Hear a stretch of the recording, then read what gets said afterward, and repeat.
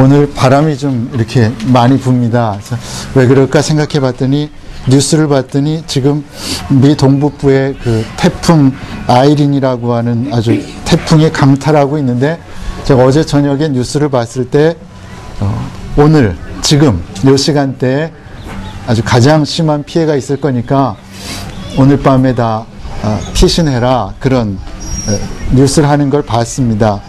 뉴욕 시장이 나와가지고 국민들에게 호소하는 방송을 하는데, 무조건 그 바닷가에 있는 사람들은 무조건 피해라 라고 하는 것을 강조해서 반복하고 호소하는 걸 봤습니다.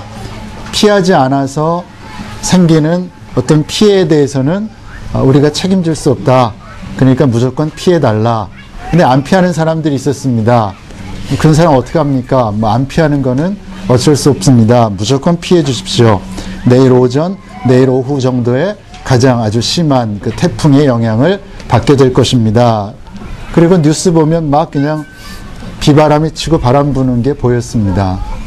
그래서 아침에 생각이 드는 게, 세계 최고의 강대국 미국이지만 태풍이 부는 것, 태풍이 온다, 피하자라는 건 할 수 있지만 그 이상의 것은 아무것도 할 수 없는, 그냥 피하면 살고 안 피하면 죽는, 그래서 이미 여러 사람이 죽었습니다. 그 태풍 하나 때문에. 그런 모습을 보면서 인간이라고 하는 존재가 이 대자연의 신비, 하나님이 하시는 어떤 그 자연을 이끌어 가시는 하나님의 섭리에 비하면 인간이라고 하는 존재가 얼마나 미약하고 연약한 존재인가라고 하는 것을 다시 한번 깨닫게 되었습니다. 우리가 오늘 이 대자연 속에 나와서 예배를 드리는데, 이 자연의 위대함과 비추어 볼 때 인간이라고 하는 존재가 얼마나 연약한 존재인가, 나라고 하는 존재가 얼마나 연약한 존재인가 라고 하는 그 사실을 다시 한번 느끼고 돌아갈 수 있었으면 좋겠다라는 생각을 해보았습니다. 이 성경의 시작은 창세기입니다. 창세기.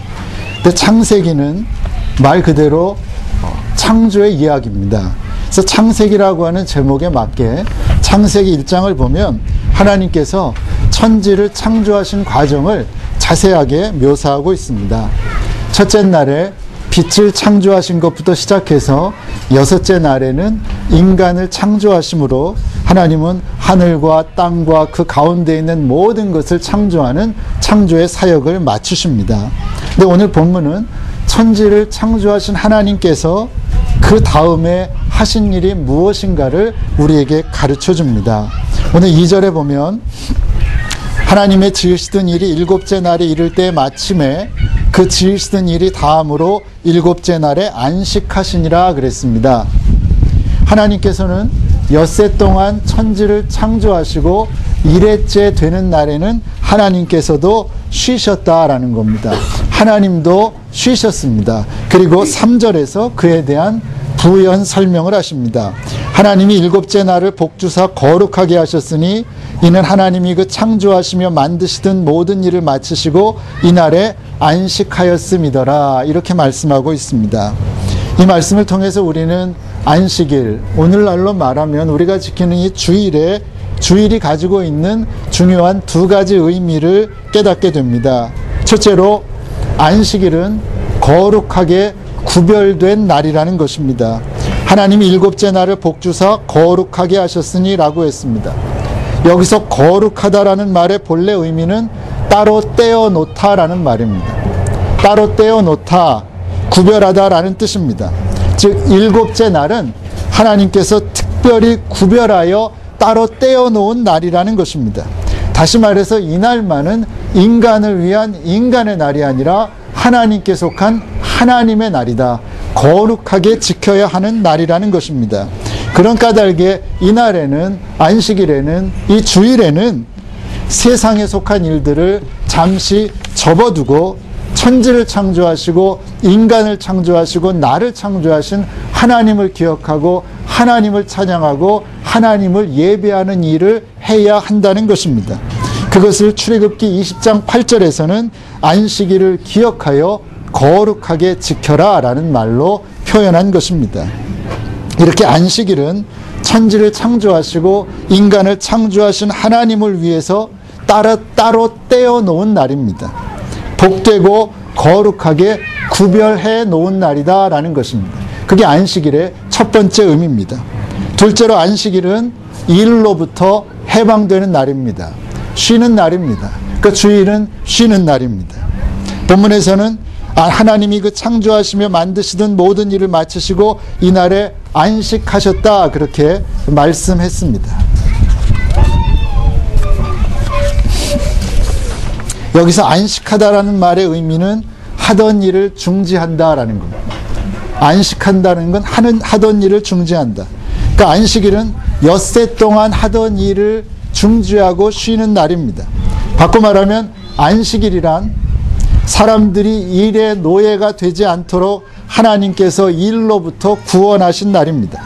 그런 까닭에 안식일에는 말 그대로 안식해야 합니다. 쉬면서 하나님을 예배하고 하나님의 뜻을 헤아리고 또 미래의 방향성을 설정하고 재충전하는 날입니다. 그런데 이 안식일이, 이 쉼의 시간이 이 세상을 살아가는 우리들에게 절대적으로 필요한 것이기에 우리를 지으신 하나님께서는 주기적으로 필요한 안식을 취할 것을 명령하신 것입니다. 쉴 것을 명령하신 것입니다. 그런데 이민살이와 안식 또는 이민살이와 쉼이라고 하면 좀 어울리지 않을 것 같다, 어울리지 않는 조합일 것 같다라는 생각이 듭니다. 하지만 다르게 생각해 보면 이민살이와 쉼을 어울리는 조합으로 만들지 못한 까닭에 오늘날 우리 이민자들의 삶이 더 고단하고 더 팍팍한 것이 아닌가라는 생각을 하게 됩니다. 우리의 몸이 기계가 아닌데 기계인 것처럼 착각하고 기계인 것처럼 하고 살아가니까 우리의 마음까지도 기계처럼 딱딱해지고 우리의 마음까지도 화석처럼 굳어버리는 것은 아니겠는가라는 생각을 하게 됩니다. 몇 번 말씀드렸지만 오래전 미국의 인디안들은 말을 타고 막 달려가다가 어느 정도 달려갔으면 반드시 그 자리에 서서 말에서 내려서 뒤를 돌아다보고 뭔가 한참 생각하고 다시 말을 타고 떠났다고 합니다. 내가 너무 정신없이 달리는 바람에 혹시 내 영혼을 저 뒤에다 두고 내 몸만 달려가고 있는 것은 아닌가라고 하는 것을 항상 염두에 두고 어느 정도 달렸으면 말에서 내려서 뒤를 돌아다보고 만약에 영혼을 놓고 왔다면 잃어버린 영혼을 다시 찾고 정신 차리고 말을 타고 달렸다는 것입니다. 우리는 그들의 지혜를 배워야 할 것입니다. 지금 내가 내 영혼의 상태는 아랑곳하지 않고 그저 정신없이 앞만 보고 어디로 가고 있는지도 모르고 달려가고 있는 것은 아닌가 우리도 돌아보아야 한다는 것입니다. 그런 면에서 힘들지만 쉼의 시간을 통해서 내 마음의 상태, 내 영혼의 상태, 내 신앙의 상태를 점검하고 재충전함으로 몸과 마음이 모두가 건강한 삶을 살아가는 저와 여러분들 되시기를 바랍니다. 이렇게 우리는 정말 쉬어야 합니다. 쉬어야 하고 또 주기적으로 하던 일을 멈추고 휴가도 갖고 놀기도 하고 그래야 합니다. 맞는 말씀입니다. 우리가 아는 말씀입니다. 하지만 우리가 현실적으로 항상 쉴 수 없습니다. 일 안 하고 놀 수만은 없습니다. 그런 까닭에 우리는 고단한 일상의 삶이지만 그 삶 속에서도 쉴 수 있는 방법을 찾아야 합니다. 바쁜 일상 속에서도 평화를 누릴 수 있는 방법을 반드시 찾아서 힘든 고단한 일상이지만 그 속에서도 쉬고 마음의 평화를 누리며 살아야 됩니다. 그 방법이 무엇이겠습니까? 그것도 참 중요한 문제입니다. 마태복음 11장 28절부터 30절 한번 찾아보시기 바랍니다. 우리가 잘 아는 말씀인데 이 말씀 속에 우리가 쉼을 얻을 수 있는 방법이 들어있습니다. 마태복음 11장 28절부터 30절입니다.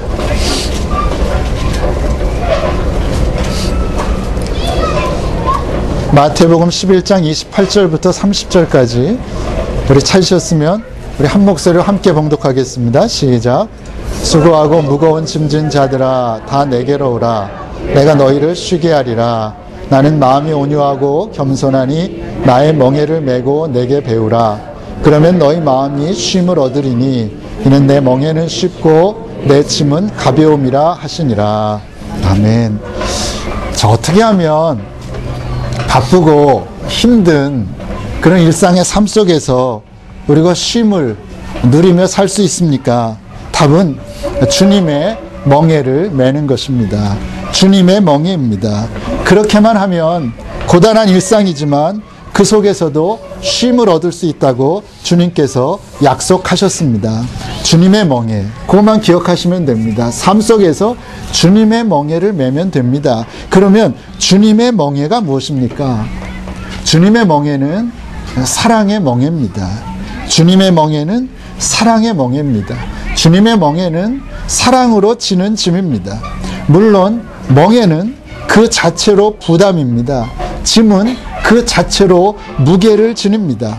하지만 주님의 멍에는 오히려 편하고 주님의 짐은 가볍다는 것입니다. 무슨 까닭입니까? 왜 주님의 멍에가 가볍습니까? 왜 주님의 짐을 지면 가볍게 질 수 있습니까? 이유는 하나입니다. 그것은 사랑입니다. 그러니까 주님의 멍에는 사랑의 멍에이기 때문입니다. 다른 사람들을 향한, 다른 이들을 위한 사랑으로 지는 멍에이기 때문입니다. 다른 사람들을 위한 사랑으로 지는 짐이기 때문입니다. 그러면 사랑으로 다른 사람을 위한 멍에를 대신 지고 다른 사람을 위한 짐을 대신 지면 우리가 어떤 멍에를 메고 어떤 짐을 져도 내 마음은 편하다는 것입니다. 내 마음은 쉼을 얻는 것입니다. 몸은 좀 피곤할지 모르지만 더 중요한 내 마음은, 내 영혼은 쉼과 평화를 누릴 수가 있다는 것입니다. 주님은 우리를 사랑하셨습니다. 저와 여러분을 사랑하셨습니다. 그래서 우리를 위하여 고난의 십자가를 지셨고 마침내는 죽음의 십자가까지 감당하셨습니다. 누구를 위하여? 우리를 위하여. 거기에 답이 있습니다. 우리도 이제는 남을 위하여, 내가 아닌 남을 위하여 고난을 당하는 삶을 선택하고 남을 위하여 남의 짐을 대신 지는 삶을 선택하는 것입니다. 무엇으로? 사랑으로. 주님이 나를 사랑하신 그 사랑으로 그 길을 선택하고 사랑으로 그 길을 걷는 것입니다. 그러면 우리의 모든 멍에와 우리가 지는 짐은 편하고 가볍게 될 것입니다. 어떤 상황 속에서도 주님이 주시는 평화와 참된 쉼을 누릴 수 있다는 말씀입니다. 여러분 어떠십니까? 여전히 내 삶의 멍에는 힘들고 내 짐은 무겁게만 느껴지십니까? 그로 인해 불평과 불만이 내 마음속에 여전히 가득하십니까? 만약에 그렇다면 여전히 내 십자가는 한없이 무겁고 내 멍에는 너무 무겁고 내 짐도 너무 무겁고 그래서 내 안을 들여다보면 불평과 불만이 가득 차 있다고 하면 혹시 내 안에 주님의 사랑이 없는 까닭은 아닙니까? 내 안에 주님이 나를 위하여 돌아가신 그 사랑, 남을 위하는 사랑이 내 안에 없기 때문은 아닙니까? 남에게 인정받기보다는 인정받기 원한다면 먼저 남을 인정해줘야 하고 남에게 대접받기 원한다고 하면 먼저 남을 대접해줘야 하고 남에게 칭찬받기 원한다면 먼저 남을 진심으로 칭찬해줘야 하고 남에게 사랑받기 원한다면 진심으로 남을 사랑해줘야 하는데 그것이 우리를 향한 하나님의 뜻이고 우리를 향한 하나님의 명령인데 우리가 그 반대로 살아가는 까닭은 아닙니까? 답은 이미 분명하게 주어져 있는데 알고 있는데 우리가 여전히 교만한 마음으로 아집과 고집으로 다른 답만 찾고 있는 까닭은 아닙니까? 누군가를 위하여 다른 사람을 위하여 사랑으로 짐을 지면 그 짐이 무엇이든 가볍고 편안하게 질 수 있는 것입니다. 다른 사람을 위하여 사랑으로 희생하면 비록 고단한 삶이지만 그 안에서 평화와 안식과 쉼을 얻을 수 있는 것입니다. 그것이 나의 멍에를 메고 내게 배우라. 그러면 너희 마음이 쉼을 얻으리라 말씀하신 주님의 그 말씀의 의미인 것입니다. 우리에게는 쉼이 필요합니다. 인간인 까닭에 쉼이 꼭 필요합니다. 지혜롭게 잘 쉬어줌으로 인생이라고 하는 먼 여행길을 걸어가는데 지치지 않고 활기차게 걸어갈 수 있는 저와 여러분들 되시기를 바랍니다. 그리고 또 하나, 일상의 삶 속에서는 우리가 주님의 멍에를 져야 합니다. 주님의 멍에를 지기만 하면 비록 일상의 삶이 고단하고 힘들지만 그 속에서도 평화를 누릴 수 있고 그 속에서도 쉼을 얻을 수 있기 때문입니다. 다른 것은 아닙니다. 다른 것은 안 됩니다. 오직 주님의 멍에만 매시기를 바랍니다. 다른 사람들을 위해 사랑으로 지는 멍에입니다. 나를 위해 지는 멍에가 아닙니다. 다른 사람을 위해 지는 멍에입니다. 무엇으로 지는 멍에입니까? 사랑으로 지는 멍에입니다. 다른 사람들을 위해 사랑으로 대신 지는 짐입니다. 다른 사람들을 위해 사랑으로 감당하는 희생입니다. 그러면 그렇게만 살면, 사랑의 멍에만 지면, 희생의 멍에만 지면, 사랑으로 다른 사람이 져야 될 짐을 내가 대신 져주면 그 무게가 아무리 무겁다고 해도 내 마음에는 평화와 기쁨과 쉼이 차고 넘치는 것입니다. 그러면 하늘로부터 평화가 임합니다. 그러면 우리의 마음이 쉼을 얻게 됩니다. 주님의 말씀입니다. 이 말씀 꼭 붙드시고 이 말씀대로 행함으로 참된 쉼과 평화가 있는 하루하루를 살아가는 여러 성도님들 꼭 되시기를 바랍니다. 기도하겠습니다. 하나님 감사합니다. 오늘도 우리에게 야외 예배 허락하시고 사랑하는 베델의 온 가족들이 이 자연에 나와 하나님을 찬양하고 먼저 하나님께 예배 드릴 수 있는 은혜 주셔서 하나님 감사합니다. 쉼을 주셔서 하나님 감사합니다. 힘든 삶이지만 바쁜 삶이지만 그 속에서도 지혜롭게 쉼을 찾아 쉴 수 있는 저희들 되게 하여 주시옵소서. 또한 일상의 삶 속에서는 주님의 멍에 감당케 하여 주시옵소서.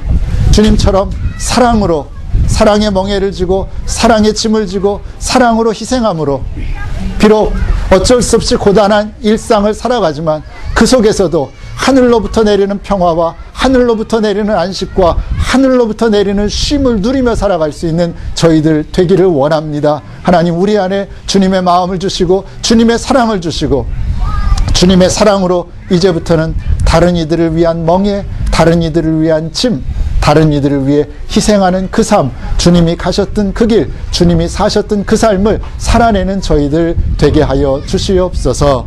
예수님의 이름으로 기도하옵나이다. 아멘.